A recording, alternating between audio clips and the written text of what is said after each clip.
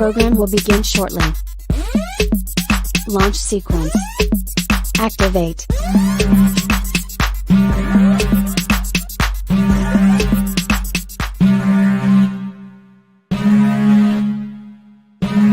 Warning, the following content is not politically correct. Viewer discretion is advised.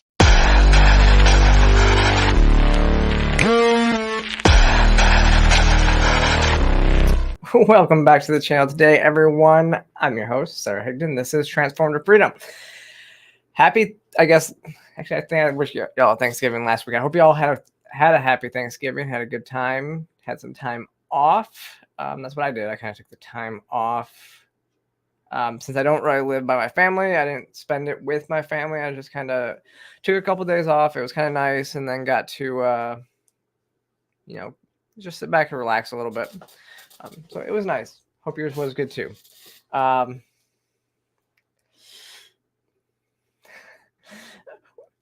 see you all are already in the chat. So before I actually get completely started, I do want to say thank you very, very much, Robbie, who says, my allergies and the Benadryl required for them are playing havoc on my sleep schedule, so I am posting this early in case I fall asleep. Loves you. Thank you so much for the $20 super chat. Hope you feel better. And yes, I mean, sleep's good when you're on Benadryl, but yeah.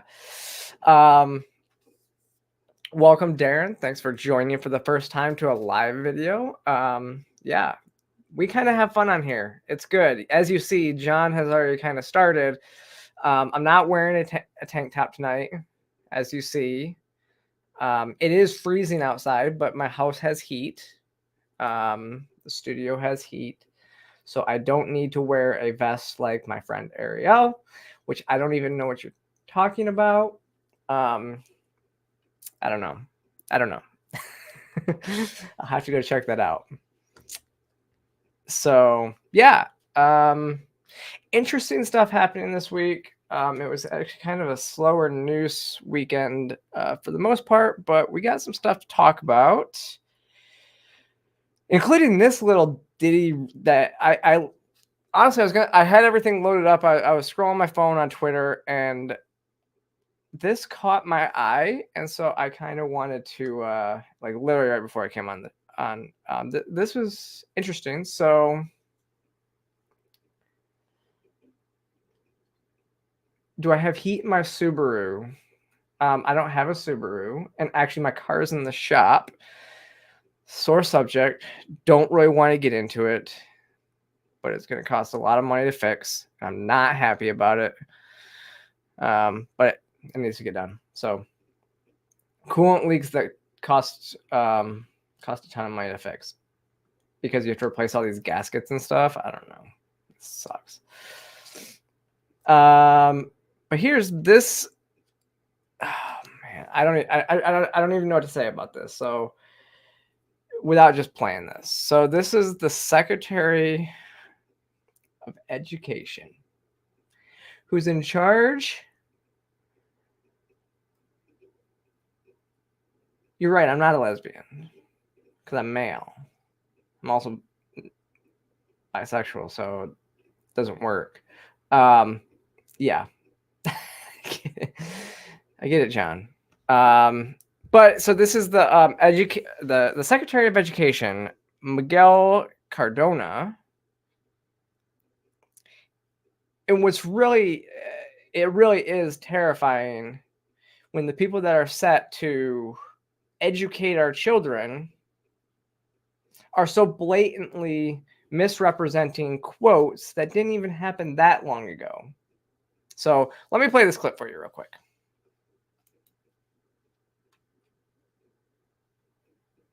See what you did, John? You made it slow down. You cursed it. Come on.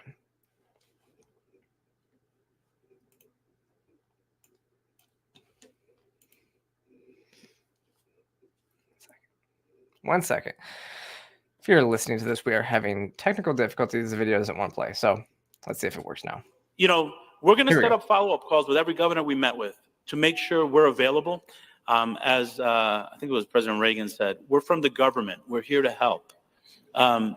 There are resources there, there's technical assistance there, and there's a playbook that could support the work you're doing. Count on us as a partner in this. Our students are waiting. Thank you. I don't know how you rewrite that quote so badly that it means the exact opposite of the way that you're using it. Like, if you don't know the quote from Reagan, here it is. You all know that I've always felt the 9 most terrifying words in the English language are, I'm from the government and I'm here to help. And it truly is terrifying that the Secretary of Education doesn't know that that's how Reagan said it. So this is what we see. This is kind of interesting, though, because we do know that, like, the left and the media and everybody like that, they do this revisionist history. So, and we're seeing it happen throughout our textbooks, but it's a lot more subtle because it's harder to, like, go back and, you know, listen to the words of, like, George Washington, for example. If they rewrote something that he, if we go back and we say, you know, Washington said this, and then they go and they change what we learned that he actually said and then rewrite it. But now we have video and everything like that. But they do this all the time. We see this in real time. Like, the media does this quite a bit, actually. So, like, we can think about Donald Trump's speech about the Charlottesville riots, right? Where he condemned white supremacy. But the media just plays the clip of there was fine people on both sides and that he condemned white supremacy and Antifa. So that's what we see them do all the time with just editing stuff out of context. But this is just like quoting something so out of context like this that means exactly the opposite. Like, it's not even just leaving something out. It's like it means exactly the opposite of what he was saying. Like, you, my friend, Mr. Cardona, is exactly who Reagan was talking about. You are terrifying. It's insane, these people. I mean, gosh. But he does. You're right. He knows what he's doing. And actually, I think Corey DeAngelo said the same thing. You can't be this stupid. They know exactly what this means. They know exactly what the quote is. What he was doing was leaving off that first part to make it seem like Reagan believed in a bigger government. Because that would be something that would, you know, the right would be like, oh my gosh, if Reagan said this. No. He's using it to push this narrative, and it's exactly the opposite of what he meant. Interesting stuff. Like, got chats on Rumble. Are you Shackerfold says, are you still at Georgia Log Cabin? Yes. I'm not on the board of the Georgia Log Cabin anymore, but I still attend events and still talk to the team. So yeah, I guess I am. Actually, if you saw the picture of me a couple weeks ago with Chadwick Moore, who was the editor-in-chief of Outspoken, wrote the book Tucker, that was at a joint event with the Georgia Log Cabin and America's Future, which are both great organizations. If you haven't checked them out, I would say go do so, because they're both the Log Cabin Republicans and America's Future, which is more of a liberty-minded organization, nonpartisan, but it's great organizations. Either way, so go check them out. And if you're not on Rumble, if you're just watching me on YouTube, definitely go subscribe to me on Rumble, because, you know, we like to get spicy over here. We like to test the boundaries of the YouTube censorship complex. I actually was surprised because last week we talked about Jan 6, and I I think I got fully monetized on that video. The first live stream that I've done, I think since I started doing live streams, that was fully monetized. Normally they're like ad limited because we get so spicy over here. So for the new people in the chat, yes, welcome. We're spicy over here. I also stream live on Twitter. And as you know, I call it Twitter, not X, because they have not given me subscriptions yet. So I will continue to dead name it. But moving on to the title of the episode and the first, what was going to be our first article for the day. We are moving to Business Insider. So Business Insider, 1 second. I just got a message I got to respond to real quick. 1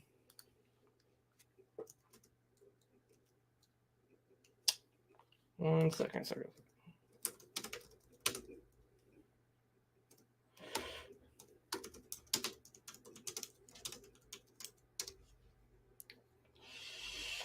Okay. So Business Insider talked about I just violenced. I just violenced X. Yes, because they. I mean, I'm gonna dead name Twitter all the time because because they have violenced against me. They haven't allowed me. It's been what 8-9 months now, and they still haven't allowed me to have my subscriptions yet. It doesn't matter. And if words are violence, then yes, I violence against X, even though it's the platform I use all the time. But if words really are violence, then Business Insider really is. They're doing their part, right? This is the problem. So they wrote an article theorizing. Now, this type of stuff should not happen. And I think it typically only happens to one side, but they're basically trying to normalize, talk about the normalization of the death of Donald Trump. So this is their headline, right? And it says, "Here is what happens if Trump dies while running in the 2024 election." No, Darren, actually, if I dead name Twitter or X, I don't get demonetized on YouTube because they probably like that. But now Twitter, which I am monetized on too, may take that away. I don't know.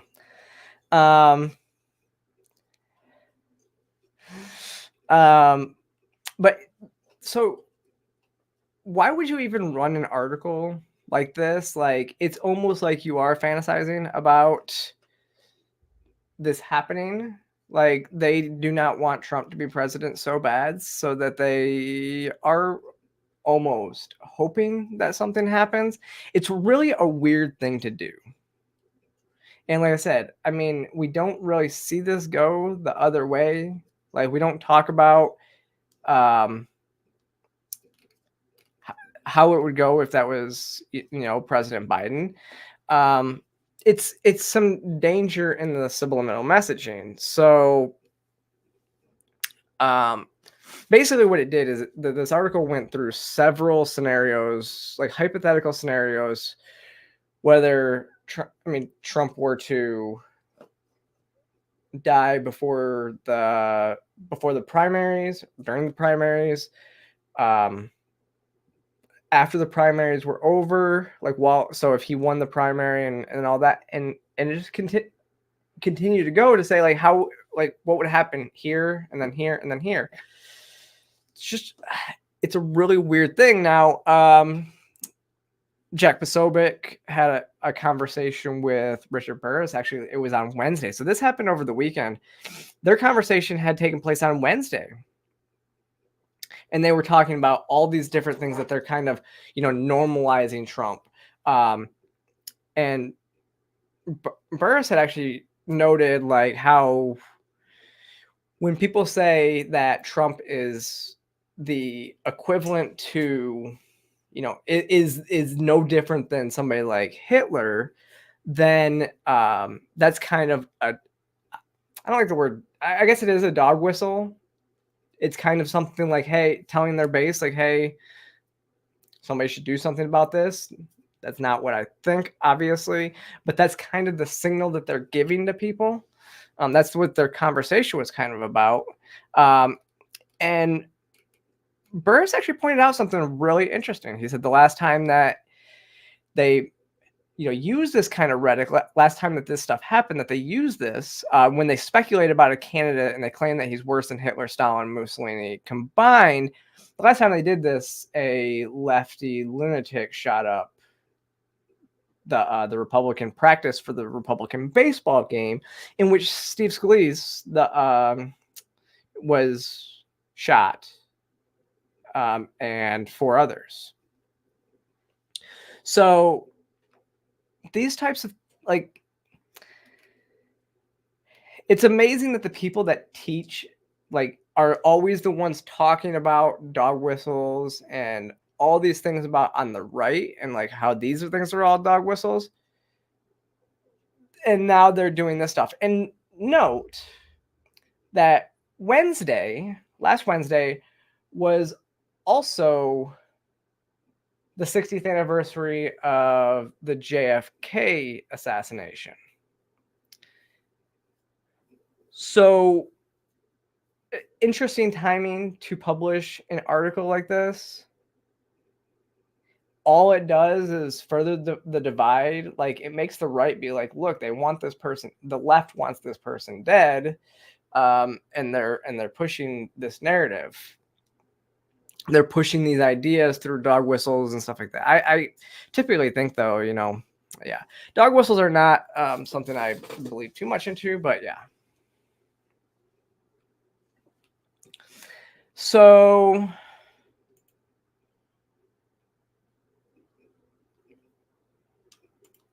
but it's not even the left that is against Donald Trump. Or maybe it is. Maybe, I guess it depends on the way that you look at this. But also over the weekend, Mitt Romney told CBS that he would rather vote for Democrats over Trump or Vivek.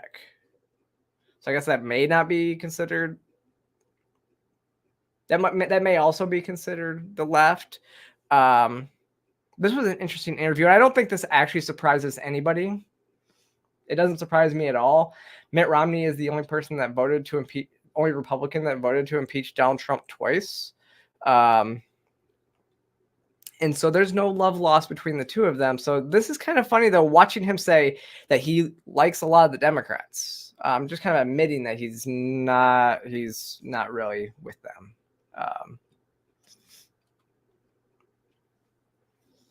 So, but it was interesting to hear him say that he would not vote. He wouldn't vote for Vivek Ramaswamy either. When, yeah, I guess Vivek is because he's supportive of Trump. He's popular, which Romney. One thing I can't actually believe is that Romney actually won the nomination from Republicans. What was that, in 2012? It was in 2012 when he was running for president. And I'm like, I can't believe that he was that popular among Republicans at the time. But also, I say the same thing about John McCain. Two people who I actually voted for and then despise. Like, two people that, like, you want to talk about regret. Yeah, both of those choices, complete regret.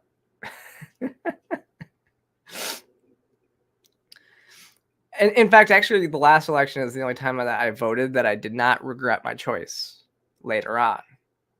That tells you something. It tells you a lot. It tells you how much people change and how I've changed as a person in my my belief system. I've become much more libertarian over the years. I mean, I was a neocon after 9/11 and moved to be. I was a Tea Party conservative, which again, this is what's even more interesting.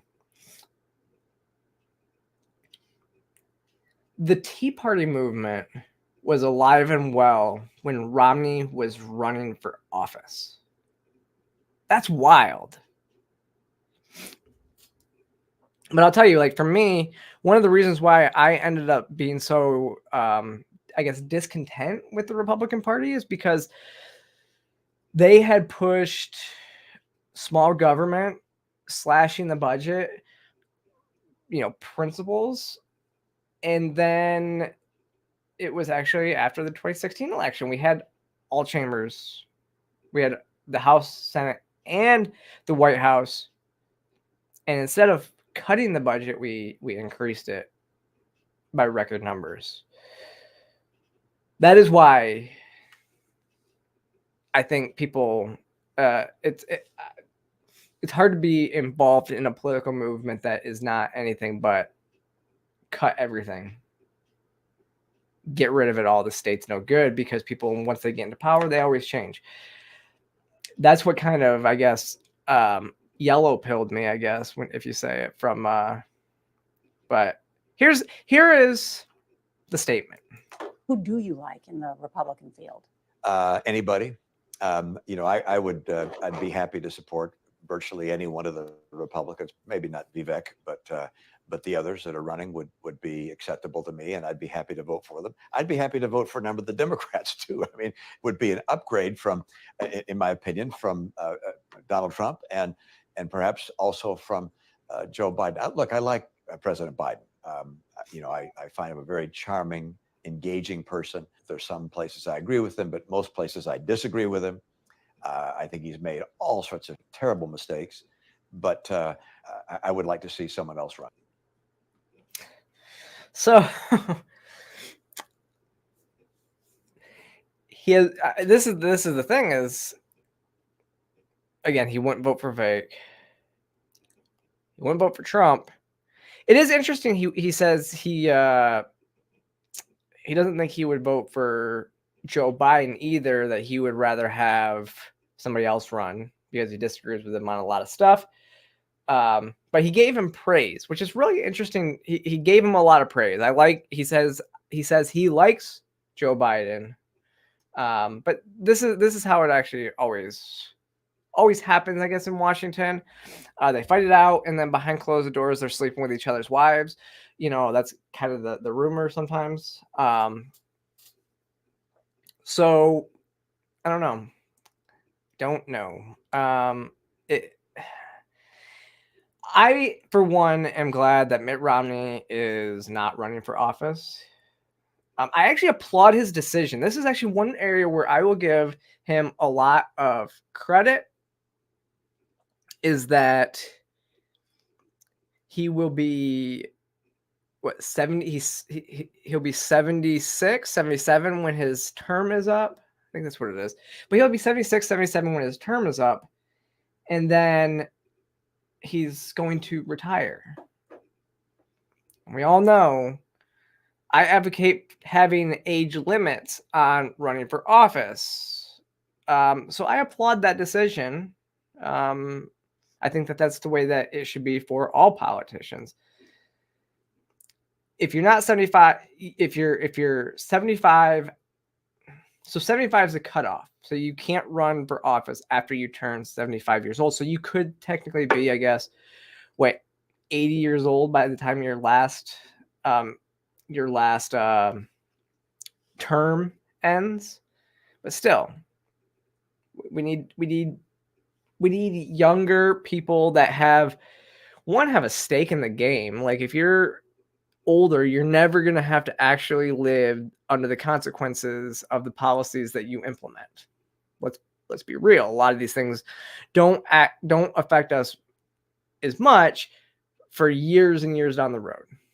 I mean, if you implemented socialism right now, our country would be strong enough to implement it, and then it would literally decay over the next 15 years and turn into, you know, Venezuela or any other communist country that we see people just in bread lines and all that stuff. That's what happens. So they wouldn't have to live under that. Their legacy would be that, but they wouldn't have to live under it. And so I do applaud that decision. He's doing the right thing. But I also think that means he should also go away and stop doing these talk shows. I mean, because nobody honestly, does anybody really care what Mitt Romney has to say at this point? Republicans don't. I don't know a single Republican that cares what this guy says. And actually, it's like, it's funny because Vivek's team was the one that posted this video and was like, that's an endorsement. Vivek said he took that as an endorsement. I'm sure Donald Trump would too, because Republicans really don't care what somebody like Mitt Romney has to say. If it's like, if somebody thinks that you're their enemy, sometimes that's a good thing. It means you're on the right side of history. And if he's praising, and then are Democrats going to really listen to something like what Mitt Romney has to say? No, he has an R next to his name, so they don't listen to anything. So what's he even doing there? I don't even know. I don't know. Oh, here it is. Romney said the decision was influenced by his age. He's 76, but also he said, we're probably going to have either Trump or Biden as our next president. Biden is unable to lead on important matters, and Trump is unwilling to lead on important matters. It is interesting. Yeah, so he ran for president in 2012, where he failed.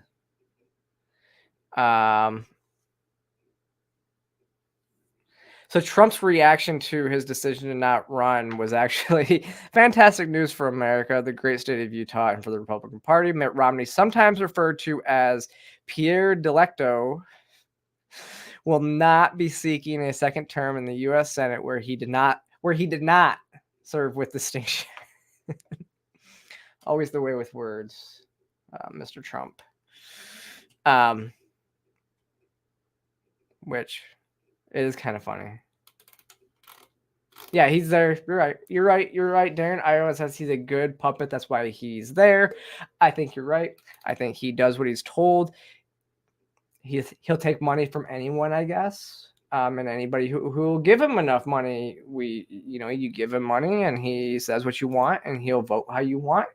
Even trying to oust the president. But he's not the only Republican who seems to have this hard-on for Donald Trump. And now, I guess, apparently, if you didn't know,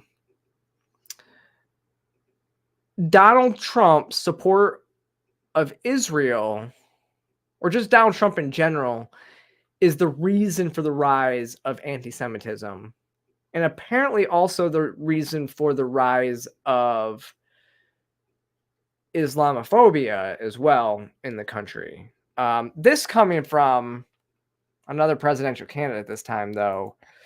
Another person who just needs to take his fat ass off the screen, Chris Christie. And I want to ask about the spike in hate against Jews in the United States. You told the New York Times that you believe former President Donald Trump's, quote, intolerance for everybody has contributed to the surge in anti-Semitism and Islamophobia.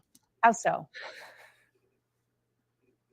Well, look, when you show intolerance towards everyone, which is what he does, you give permission as a leader for others to have their intolerance come out. And so, intolerance towards anyone encourages intolerance towards everyone. And that's exactly what's going on here. And that's been going on for quite some time, not just with Donald Trump, but with university professors on some of our most elite campuses in this country, with university administrators and presidents who have been unwilling to stand up against anti-Semitism on their campuses, most particularly. And there should be no campus in this country where a Jewish student is afraid to leave their dorm, a Jewish student is afraid to go to their classes, a Jewish student is afraid to go to even have a meal in the dining hall. I mean, that is outrageous and it's wrong. I think governors in those individual states should be sending state police to make sure that they're protected on those campuses. And we need to have university presidents who are willing to stand up and be counted against hate. And that's exactly what's going on here. We saw this display also at the Macy's Thanksgiving Day Parade. These are folks who are ignorant. And when they talk about intifada, my guess is 2/3 of them don't even know what intifada is. And if they did, they'd be ashamed of themselves for calling for the elimination of the Jewish people around the world, which is what intifada is. And so, in the end, look, I think that there have been a lot of people who contributed to it. And I believe Donald Trump's intolerant language and his intolerant conduct gives others permission to act the same. Governor. Okay. I think that you can say anybody is to blame with any of that type of logic, right? You could say any, maybe he's to blame because of his language towards certain things. Maybe he's to blame because he shut down a beach in New Jersey and then used it for himself. I don't know. Maybe that drew some hate to him. I don't know. I don't see how you can be like, hey, if you're intolerant of everybody, that brings more people to be intolerant.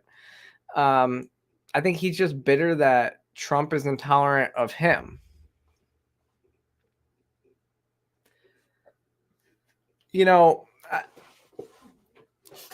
Nobody is to blame for, I don't know how I want to say that. It doesn't make sense. Anti-Semites are to blame for their own actions. If you have hate in your heart, then it's like, how can somebody that doesn't like Donald Trump then go and perpetuate violence and hate because of the words that he says against groups that he likes? Is that what he's trying to say? But then also his supporters go and support. Listen, you can blame people. I mean, that is kind of the old joke, right? Like, something happens that's completely unrelated, and it used to be like, thanks, Obama.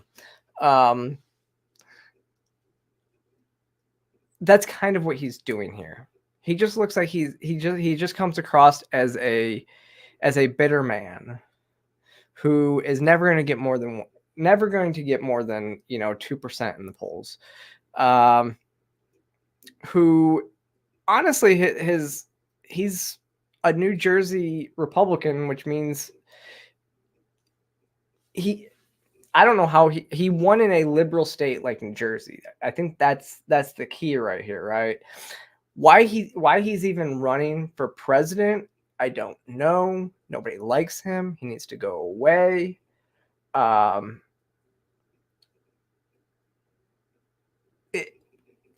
don't get it. But he does talk about something that's really interesting too, because there is a rise in this division. And I think that this is what's interesting, is because all he's doing is stoking more division. He's stoking the division against the MAGA base, right? So he's putting it out there and condemning one group of people with the same rhetoric. Jen McMahon says, did you know that Trump ate my homework? It feels like that's what's happening. Yeah. It's like, because I can't get anywhere, I have to take Trump down. Trump's the reason that everything's happening in this world, even though Trump literally has zero power to do any of this stuff right now. He's not even in office right now. And yet he's to blame for all this stuff. Can't be the lack of policing. It can't be, our education system, who thinks that Ronald Reagan quoted that, the government was there to help. It can't be that's actually teaching it. The problem is we've had CRT, we've had this lack. It's really the problems our education system, and we're not teaching, good, we're not teaching values at home. There's so much that's going on here. A lot of these kids are doing this because they think it's cool. It's the popular thing to do, is to be hateful, which is absolutely insane. Like I said that, I don't know if I said this on the air last week, but I said it, I think, at least in a tweet. Like, I can literally watch what's happening and see how start to see how genocides happen, because you have people on both sides start to justify hate against groups of people, no matter what those groups of people are. And right now we're seeing groups of people attacking two separate groups of people. You do see a rise in anti-Semitism happening right now.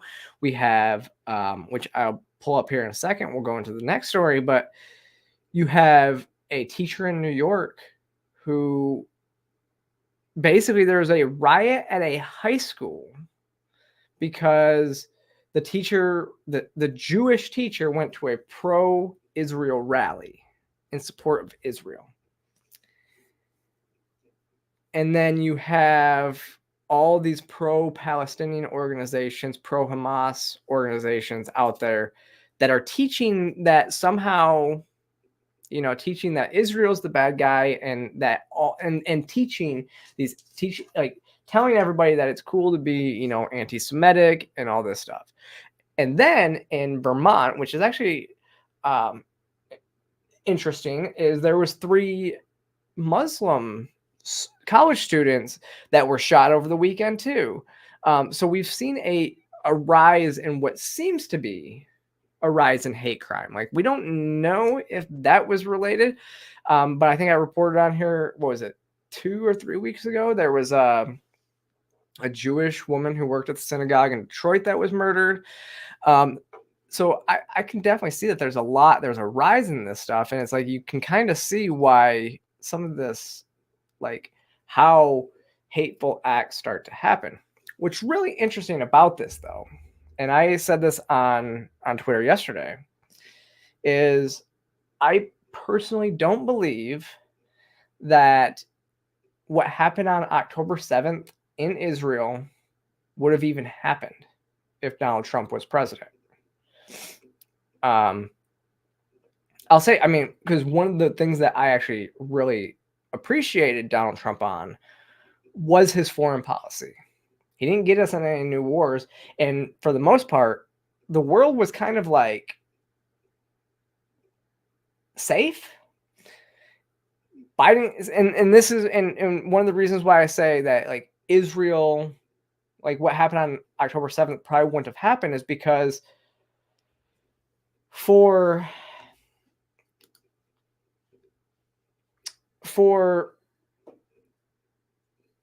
all of, so it's really interesting. I was actually looking this up to make sure that I had my facts right, and I was actually correct when I said this. So you look at how many rocket attacks Hamas conducted against Israel over the last, by year.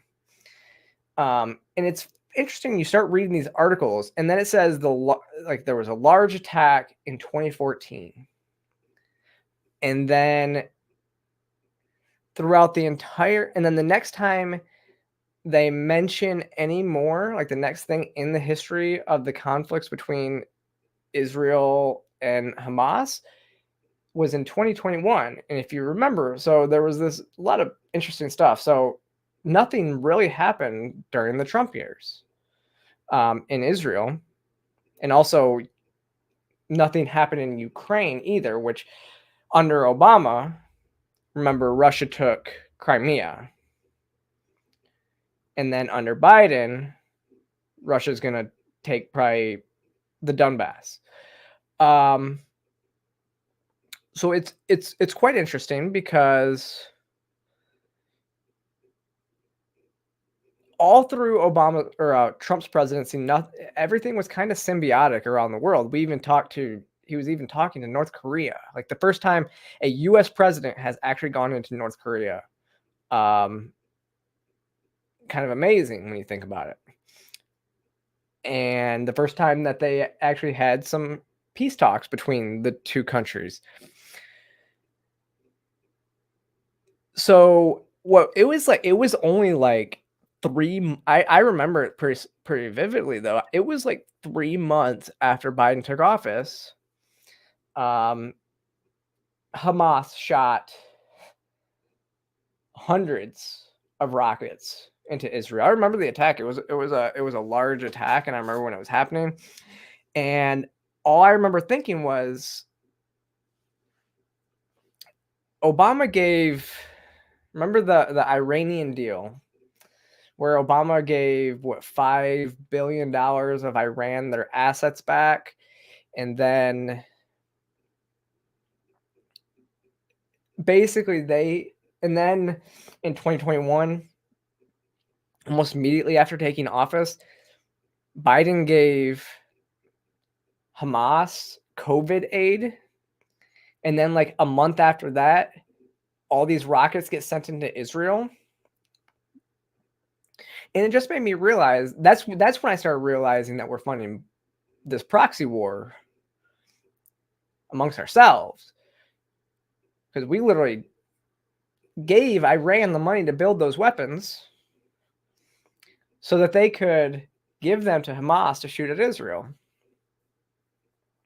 And waited over the course of 4 years until Trump was no longer in office to shoot them at Israel.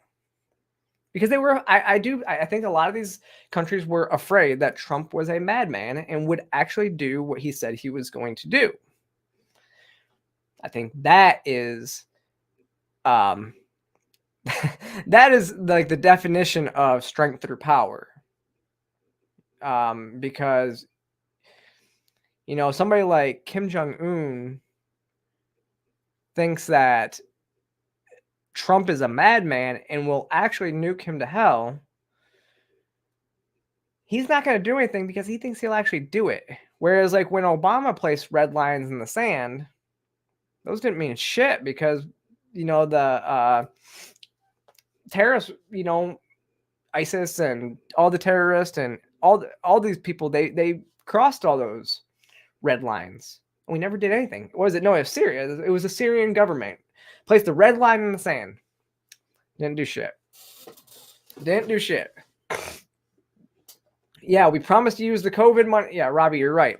Hamas promised not to use the COVID money for violence. It just so happens a month later after they get the money, then they shoot rockets into Israel.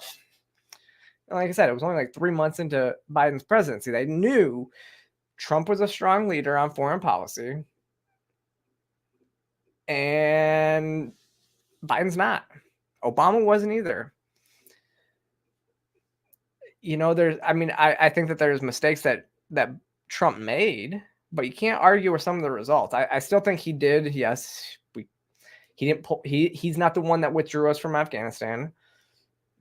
I think he should have, but he didn't start anything new.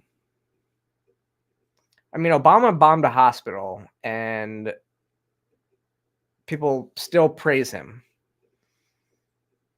It's really interesting. This is what's really interesting, and this is kind of another tangent to go off of, though, is that I remember thinking, you know, because they used to call George Bush literally Hitler, too. If you remember the days, they used to have, like, posters and everything like that with George Bush's face, calling him, like, all these different names and stuff like that. And now George Bush is actually seen by the left as, like, he's looked upon in leftist history as a good leader. I at the time, going through like the early 2000s, I thought that he would be seen as a good, you know, history would look good on George Bush. Like that's how bad I was. Okay. And it's really been interesting to see that history is starting, like, because I thought what he did in terms of like tax cuts and everything like that, he actually kind of helped spur the economy in a lot of ways. I didn't agree with the bank bailouts and everything like that, which is part of the one reason why we're in some of the issues that we're in today, even still. But I thought that history would look back on George Bush and see that he was a good president. What I did not see was that it would be leftist that saw him as a good president, and it would be conservatives who think that he was a bullshit president, and mostly because of his foreign policy. That's what's kind of amazing to me. I thought that he would. I thought that he would. The conservatives would have thought, because that's the thing. I was living in this time with a neocon brain, thinking that he did the best he could in times of struggle. And now that I look back on it, I'm like, that was like, what were we doing? Why did we go to Iraq? And I look back, and that's why I'm an anti-war veteran, because of Iraq. And we should have just sent special forces in to kill bin Laden, like Ron Paul had advocated for at the time. But it's the way the cookie crumbles at this point, right? But yeah, the left love Bush now. The right hates him, right? And then he's best friends with Michelle Obama too. So them and the Obamas are good friends, which again is what we talked about with once they get to, like in DC, a lot of these people are really good friends. They make a show on the floor, but then they go behind closed doors and fuck each other's wives. So I don't know. But I was getting to this and I kind of went off on that. But so this was an interesting thing that even happened. This is that high school teacher, the New York Police Department counterterrorism unit was called in to investigate a riot at a Queens high school after the teacher was forced to hide. And thank goodness, like the NYPD and school administrators caught wind that the students were going to riot just before it happened, because they were able to get this teacher into an office and lock the door. And then these students just went crazy. And this is what our public education system is about. This is the picture that they saw this, and she was standing at a pro-Israel event. And this was like on October 10th. So like a couple of days after the terrorist attacks and everything. And this is what they did. I don't know if I can play it. Let me see. I don't know if I can play. Oh, here, I can do this. Can't play the sound, so I don't want to play the sound. 1 second. There we go.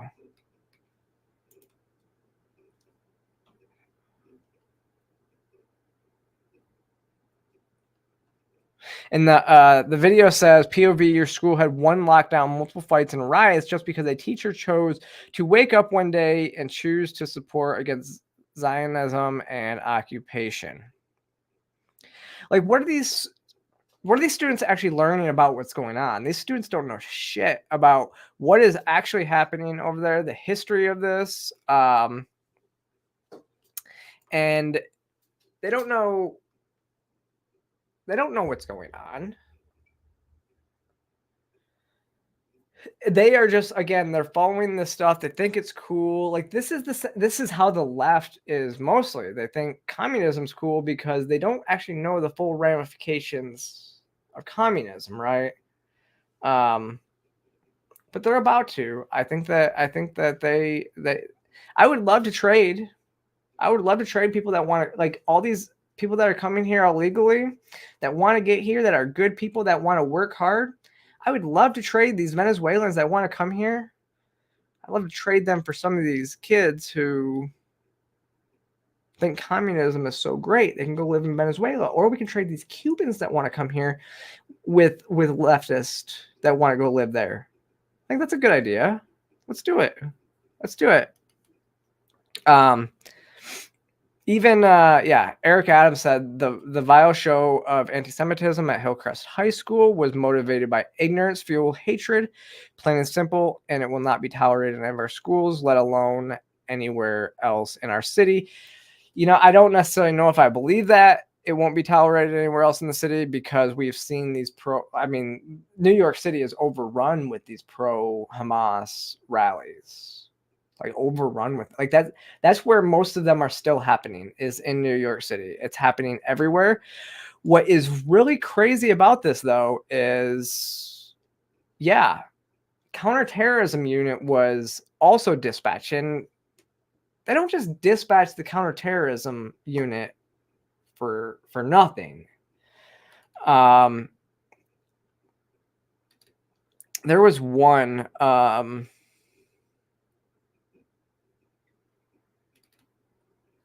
where is the person?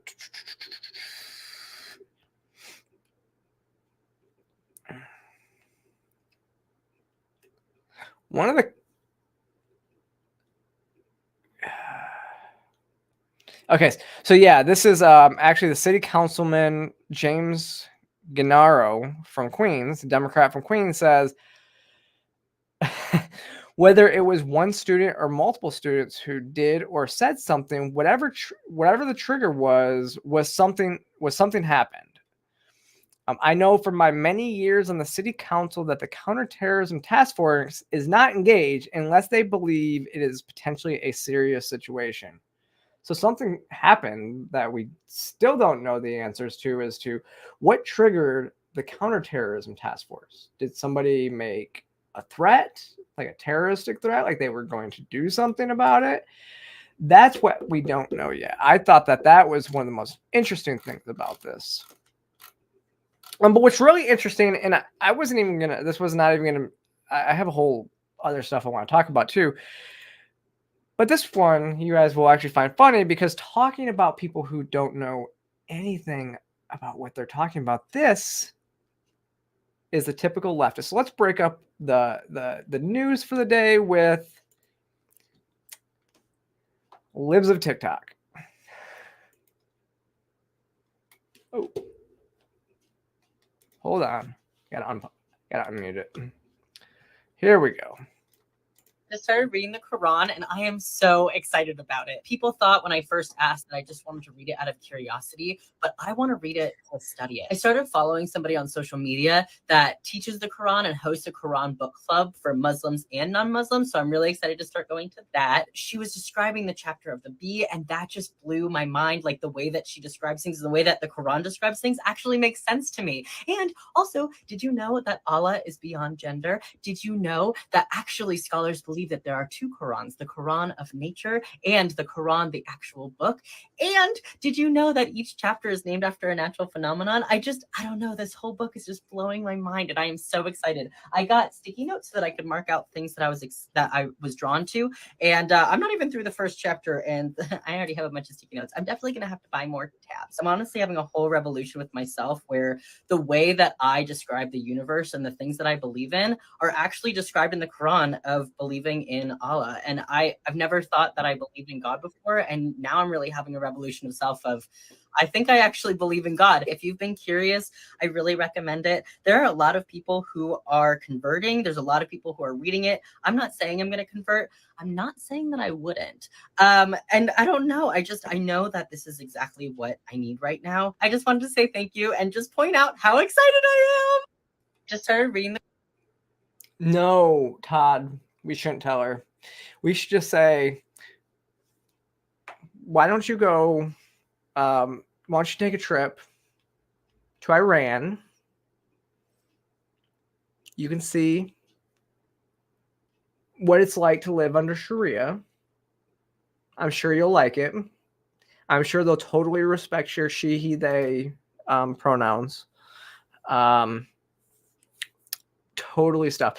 And this is what's going on. And you're absolutely right. So John Steubens says the fake excited stuff, just like the Osama bin Laden document. That's what kind of sparked this. I think that there's so many people that don't know anything about Islam. These students, like these kids they are so sheltered living in America. They don't understand like what's going on. And obviously they don't pay attention to the news because Muslims in California, Michigan, and all around the country, in Canada and everything else, have been protesting alongside conservatives to keep porn and LGBT stuff out of schools. Like they've been on the exact opposite side of the queer agenda. Okay, the exact opposite side. And so all these people that are now like all of a sudden being radicalized, I mean, I'm gonna say that they're just like the clout chasing that they're doing is kind of interesting. Like this is talk about following the new thing, right? So now being all up on Islam and everything like that, like that's the new thing for the generation. Oh my God, I just found it. Once queer is gone, like trans is out the window. Actually, we just saw this because I made fun of this the other day when we saw like the Palestinian flag replace the trans, you know, when they posted that and it replaced the trans and all that stuff on the progress flag. That's what's next. So trans is out, Islam is in. And y'all, I'm not upset about it. Well, we'll see. We'll see what happens, but they're in for a rude awakening. But as long as trans is out, I'm tired of trans being like the number one thing that everybody's talking about, it seems like. I just want to live my life, do this show, talk about the news. That's why I talk about the news, and I don't read these. I don't watch these stupid videos of these stupid people. But this one, it really dealt with what we're talking about today. Stupid. Like this is how you know like they're just doing stuff and following the algorithm because they know absolutely nothing about what they're talking about. Yeah, go live under Sharia somewhere. See how it works out for you. I'm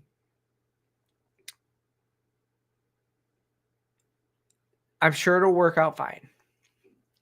Now, I will say one thing that is really interesting about a lot of places that live under Sharia is actually trans is not seen so badly in some places, right? So in Iran, for example, what is it? They prefer, so if you're homosexual male in Iran, they will basically give you the choice of either transitioning or death, because they see that if you do transition, then you are no longer in a gay relationship, right? So you're no longer in that type of relationship. So so it's either transition or death in their system. So, but I don't know how they would fare with a queer female. I don't think that they would like it. I think that they would probably say no. Which really, that's the other thing, like the Queers for Palestine stuff. It's really interesting because like you know, Israel has like the largest pride event in the Middle East. One of the largest in the world is in Tel Aviv. And yeah, you're not going to find that in any, I don't believe you're going to find that in any Muslim majority country. In fact, I don't, go check out. I have to go see if it's still operating the same way, but if they go, but if you go to, if it is, go to Outspoken Middle East. So, you know, Outspoken USA, the basically the media wing for the Log Cabin Republicans here in the U.S., which is Log Cabin USA. A couple years ago, they started the Middle East chapter, where they actually had people that, like, LGBT folks that lived in the Middle East, writing for them and kind of exposing stuff. And I think most of them wrote under pseudonyms, and everything like that. But you can go and see just how it is over there, and it kind of exposed stuff, which is really interesting. Remember when Donald Trump said that he wanted to protect homosexuals in the Middle East, and the left hated him for that because they claimed he hated homosexuals here, but was more worried about people around the world instead of just here. It's really interesting. Okay. Yeah, let's move off of that. What is the one? I think I have like 4. Yeah. Last of the last stories is a long one. Lots of content on this one. But can we just say this? And I'm afraid this is coming here, y'all. Oh shit, we're not even gonna talk about that. There was one article. Just gonna tell you, go check it out. It's actually the officer charged with George Floyd's death was stabbed after being transferred to a prison in Arizona that he was transferred to for his, quote, own protection. They transferred him there because instead of being in the Minneapolis, in the Minnesota state prison, where he may run into inmates that he put away. So they said that he would be safer there, but it's dangerous for any police officer in prison, especially one that's as high profile as him. Unfortunately, I don't think he's going to be safe anywhere in prison, and this prison didn't seem to be very good. Thank you, James, for the beautiful compliment. It says, "You are beautiful and awesome. Love from Alabama." Thank you so much. But y'all, what I want to talk about, and I'll try to make this quick, but is free speech. Free speech is the ultimate, and we have to defend it with everything, because our rights cannot be taken away for the quote unquote greater good, as some people in the UK think. The UK is literally becoming a very intolerant, very tyrannical system. If you haven't noticed lately, so Ireland is right there on the front lines too. So the Irish Prime Minister, who recently vowed to change his very white country, seeks to fast track their hate speech laws, which I do believe I talked about on here a few months ago. But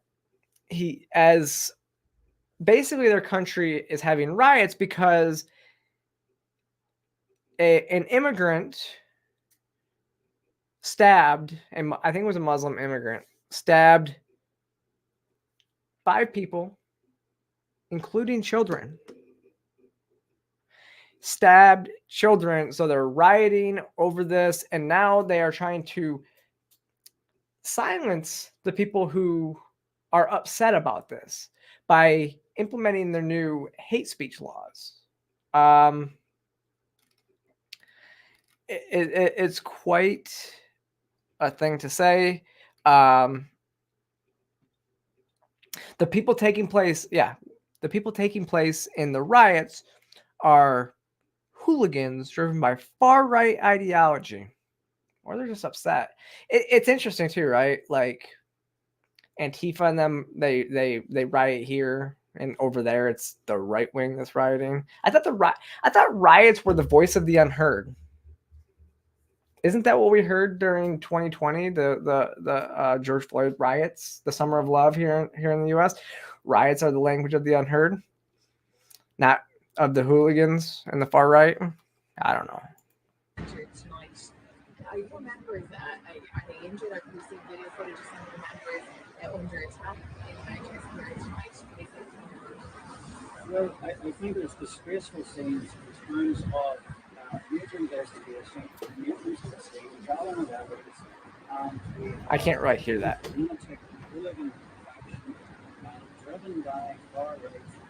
All right. I can't really hear that very well. I'm sure you can't either. I can't turn that up. So sorry about that. But that's kind of what he said.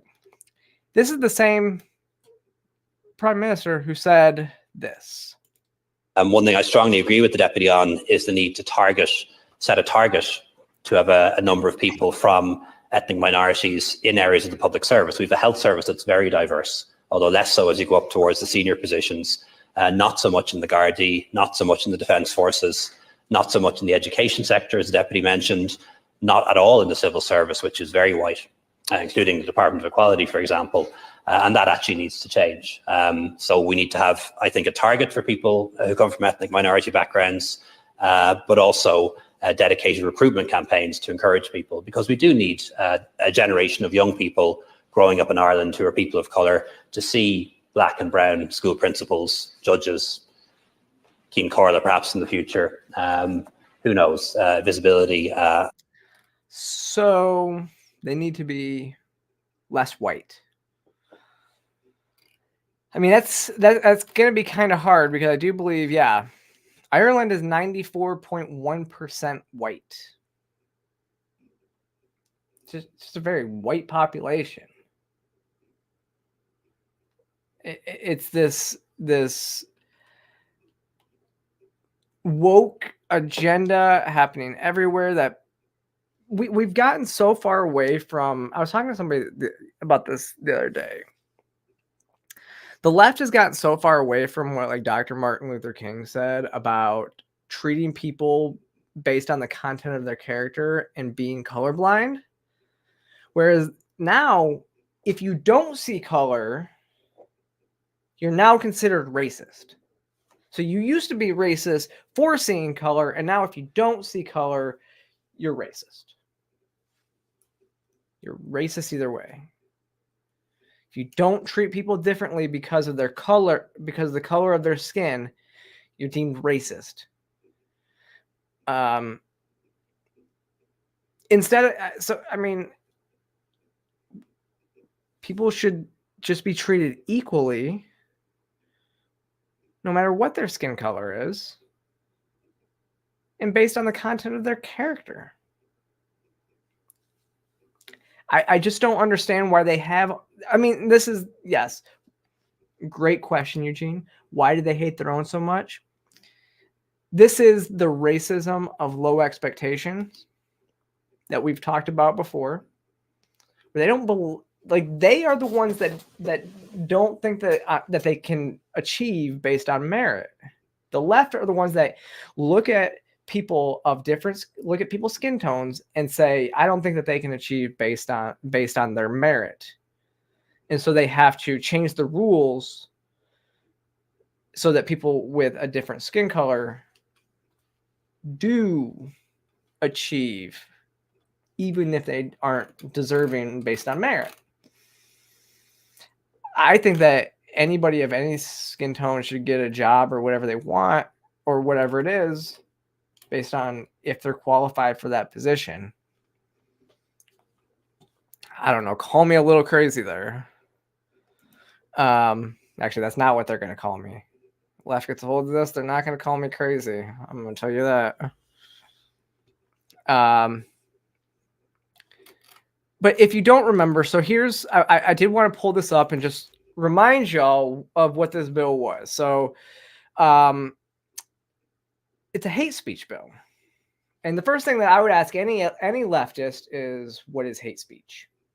Can you define hate speech? Can you define hate speech without using the term hate speech in it? So there's three things that we always want to ask the left when they talk about there's three things that they talk about that we should always ask them. So the first is, what is a woman? If they can't define what a woman is, then we know that they, without using the circular definition, they can't define it. If it's not an adult human female, then what is it, without saying something that doesn't make any sense? What is hate speech? What is the definition without saying something that is hateful to other people? Because that's a circular definition. So what is hate? What is considered hateful? Who considers what is hateful? How do you know if you're breaking the law or not? Like, there has to be tangible stuff there. And the other one is, what's an assault rifle? Because if you can't tell me what an assault rifle is, without basically saying a big scary gun, we have a problem. But so this bill, it's the incitement to violence or hatred and hate offenses bill. And basically what it does is it could make a meme illegal. So if you even have a meme on your computer that's never been published, but they come in, they confiscate your computer and they say, or they just use the Patriot Act and go in and see what's on your computer, which we know they can do. They say, making it a crime to possess material that is likely to incite violence or hatred against a person or group. What does that even mean? Who determines if it's likely to do something if it hasn't already done it? Or what if you make a meme? Think about this. What if you make a meme out of frustration, and then you're like, you know what? I'm not going to send that. That might be a little bit strongly worded. That may not convey what I want it to convey. So I'm not going to send it. Even if you just make it, punishable up to 5 years in prison. 5 years. 5 years for hate speech, which you can't even define. This is a absolutely tyrannical bill. It limits freedom of speech. Like, this is a way for them to silence and control. This is absolutely straight out of Orwell. 1984 completely. Like, think about this. This is straight out of it. Like, they are literally going to be like, and they can do this. I mean, they can already do this. When you think about like 1984 and like what the whole stuff in there, if you haven't read the book, go read it, because I think it's very indicative of a lot of stuff we're seeing these days. Like, they can look straight into your computer and your webcam and be like, oh, this person's like, see what you're doing, see what you're saying. And now if you just even say something out loud and they catch you on your own webcam saying it, then they're going to put you in prison. And it's not going to be prison, y'all. It's going to be re-education camps. They're going to put you in the gulags. Like, and this is Ireland. This isn't this isn't North Korea. This is Ireland. Okay? This is what it's coming to. And the reason why this is important is because the gloves have come off. The masks have come off. This is exactly what they want to do. And now they're even saying it. Here is part of Ireland's Green Party. So Green Party Senator Pauline O'Reilly, because now that bill was, when did I say that? I wrote this article. This was back in April that they were literally trying to see if they can push it through.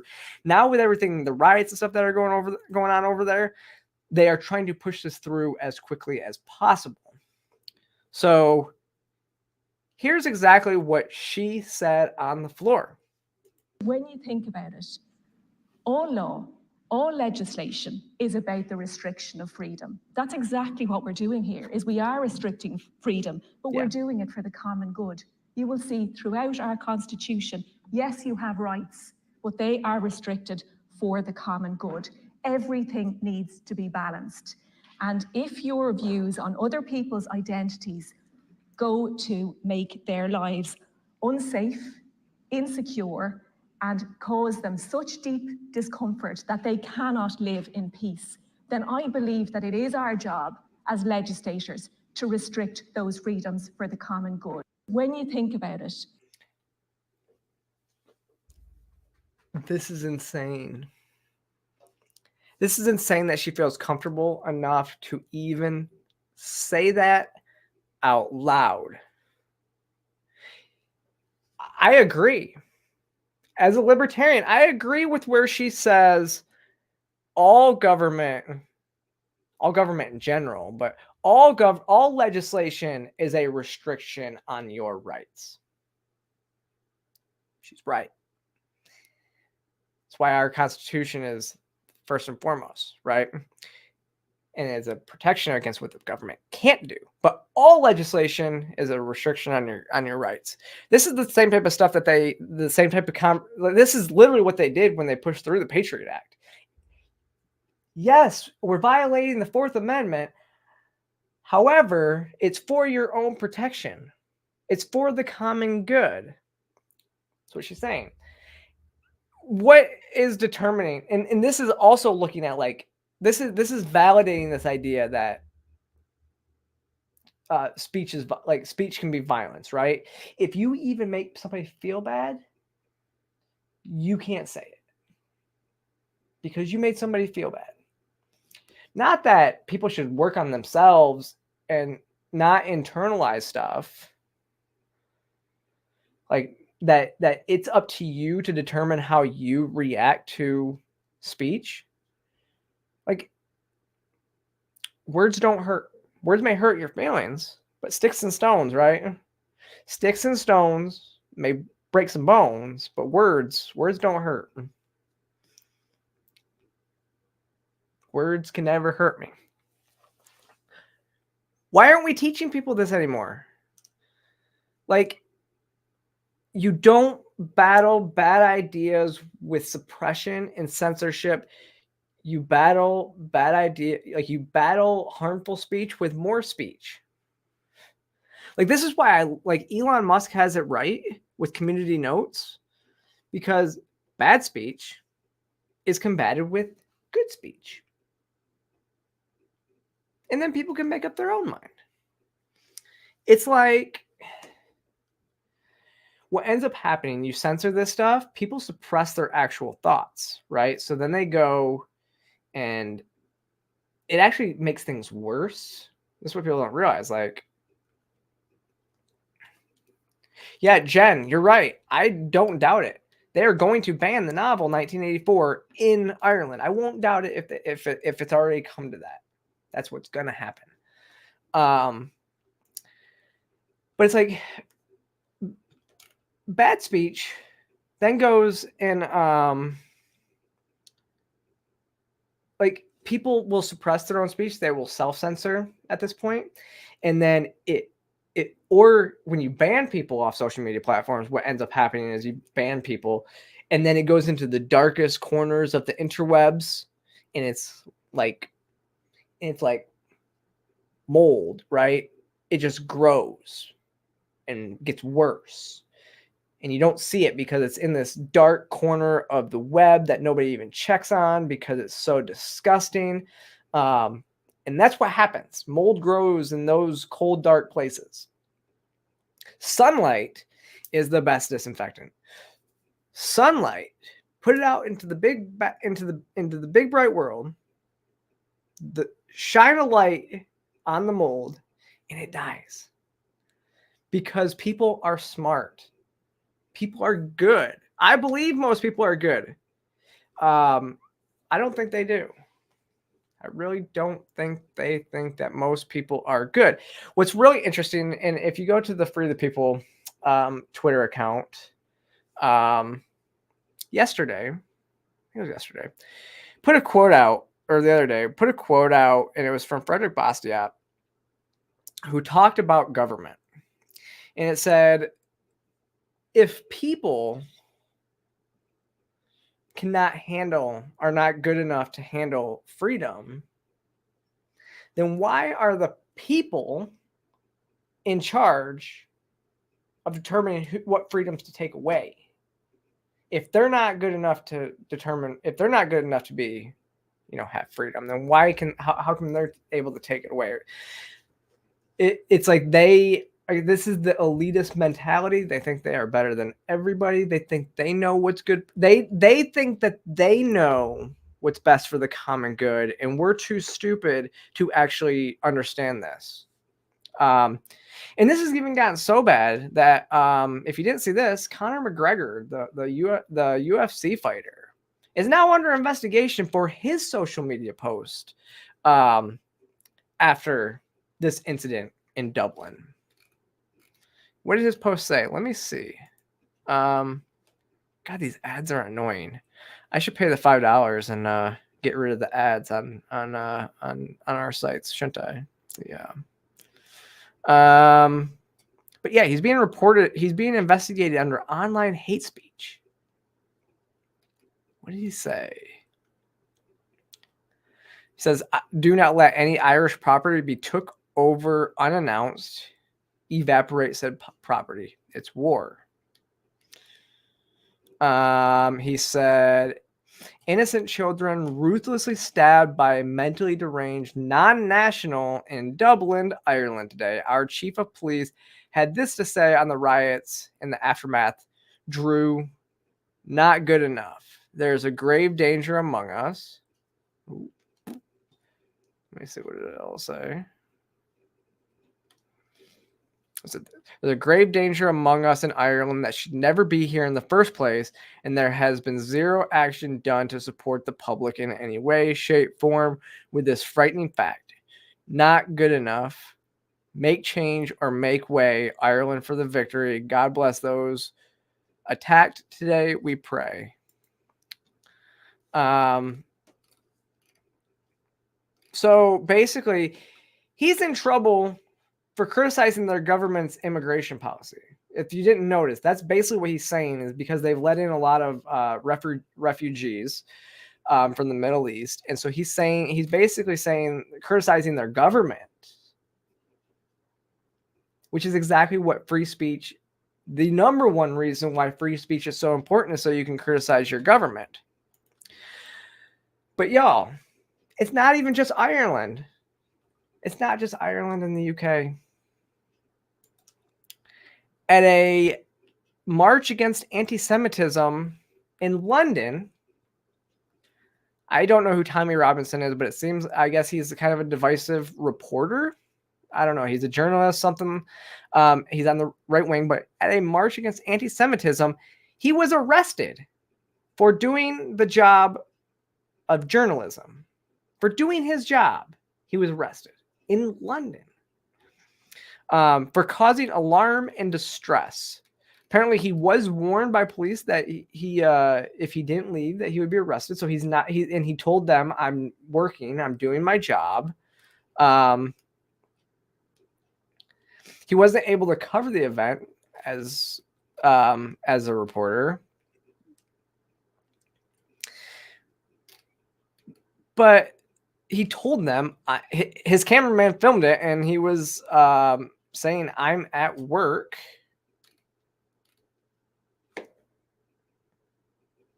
Like,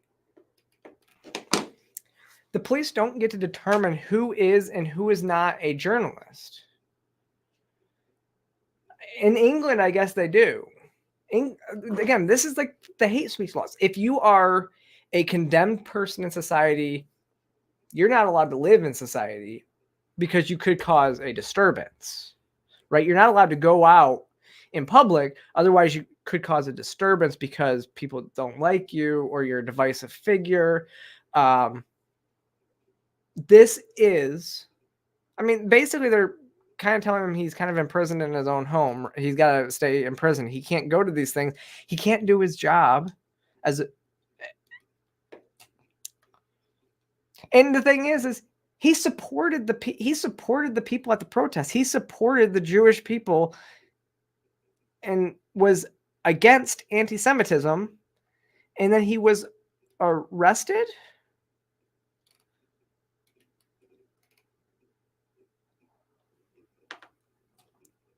Like, the police told him said in advance he was not welcome at the march, with the force warning offenses, whether from within the protest or from any groups challenge, interfere with the march, to be dealt with.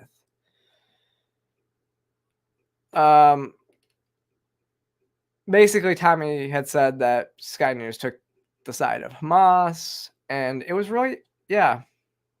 Like, they even pepper sprayed him. I don't get this.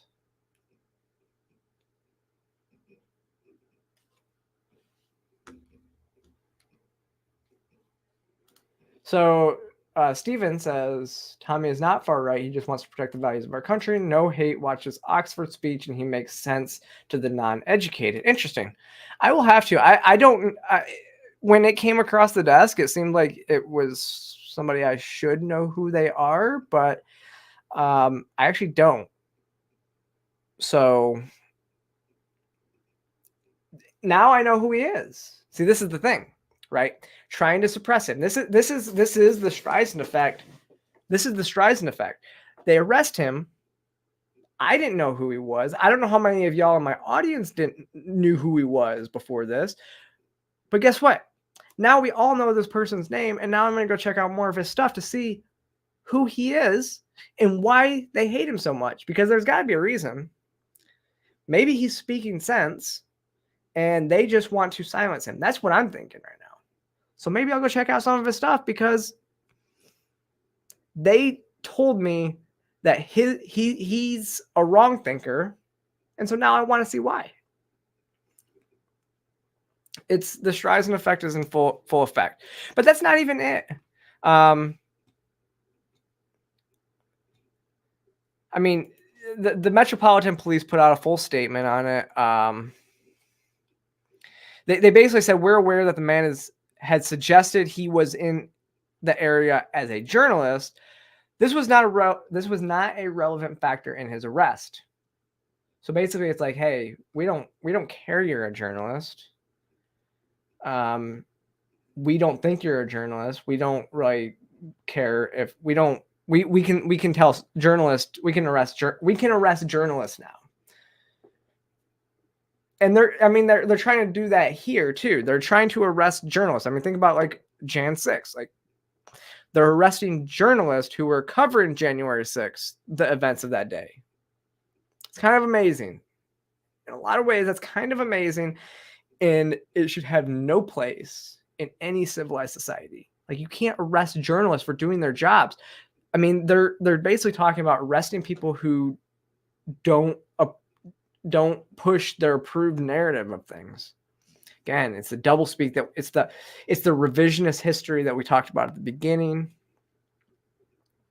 You know, again, it does. It goes back to the Ronald Reagan quote. It kind of is very much, you know, we've always been at war with Ariana.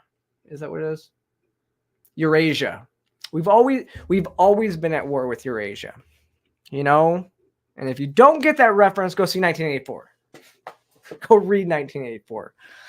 Actually, did they make that into a movie? If not, that's the movie that people should be making.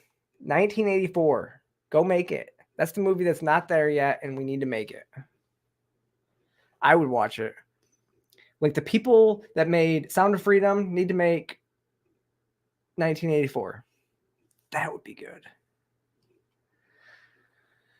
But that's not even it, y'all. This is when it gets really, really crazy. British police arrested 2 teenagers at a soccer game for making fun of the female referee. Or making, I guess, I don't know if making fun is the right term, but making, it sounds like they were making sexual comments about said referee. 2 17-year-old boys were taken into custody after allegedly making fun of a female referee, Rebecca Welsh, during the Birmingham City soccer match.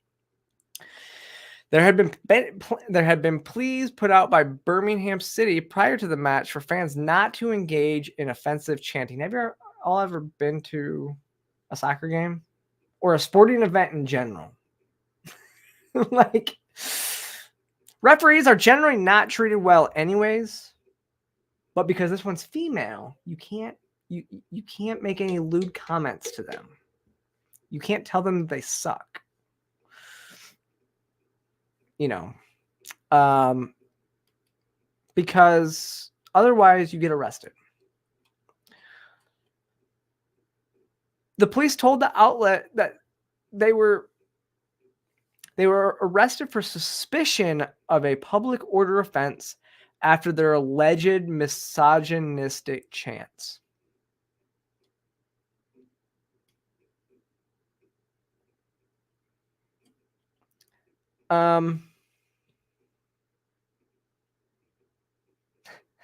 We arrested 2 boys for misogynistic chanting at a female referee during the Birmingham City's home game at St. Andrews today. Our officers heard the chants being directed at the official and acted quickly to arrest the 2, who are both 17. They're teenagers, y'all. They are currently in custody on suspicion of a public order offense as we carry out inquiries. We're arresting people for heckling referees and umpires. And what's next? Do pitchers not have rubber arms anymore? Like in baseball? Are we not allowed to, like, oh my God, go back to like baseball days? Like you used to say all the worst stuff to the other team, like to the pitcher. Shoot. Let's go back and watch The Sandlot. I don't think that The Sandlot, I think that all the boys in The Sandlot would get arrested these days now too for all the things that they said to each other. Well, and sexual assault on Wendy Peppercorn. Yeah. Yeah.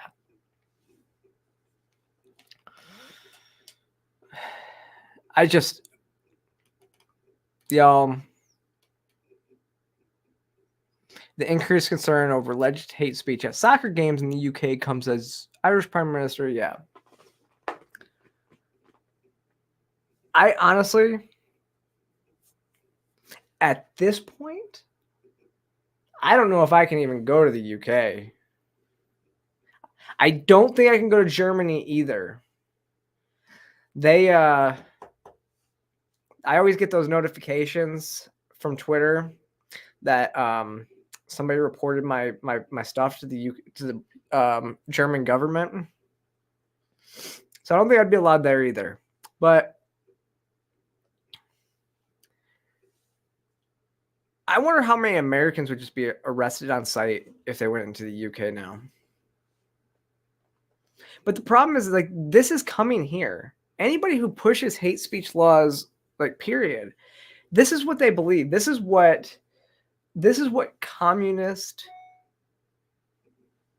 agendas believe. They believe, speech is violence, and they believe that if it hurts your feelings, then you shouldn't be allowed to say it. Literally, this is why comedians, I mean, think about this.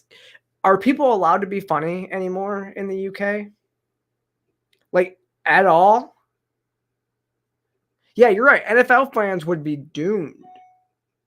Like, but is comedy legal in the UK anymore? Like, would Dave Chappelle have been arrested in the UK over his comments? I hate to say, I think he would.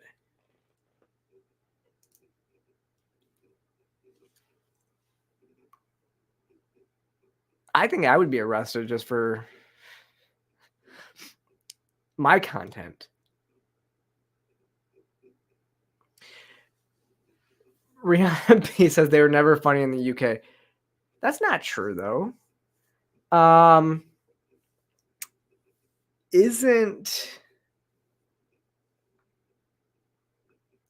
John Cleese from the UK? Honestly, this is a good question. I think John Cleese is from the UK. And now I think he would be arrested for his comedy over there. I don't know.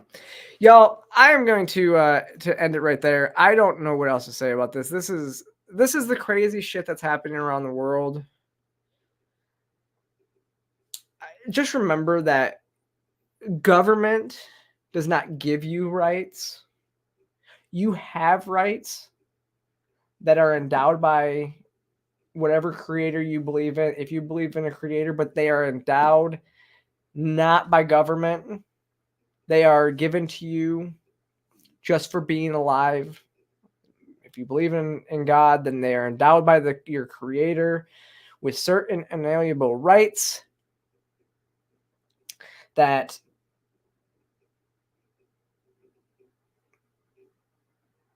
government cannot take away. Actually, government can only take rights away. And that is why we have to protect them. Government's only purpose is to take away rights. We have to protect our rights. And that's our Constitution is not a restriction on the people. It is a restriction on the government. And that is why they hate it. That's why the government, the leftists, the Democrats, the Mitt Romneys, that's why they hate it. Because they can't.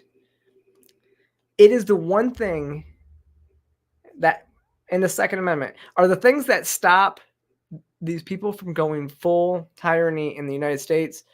Otherwise, we would have these hate speech laws here.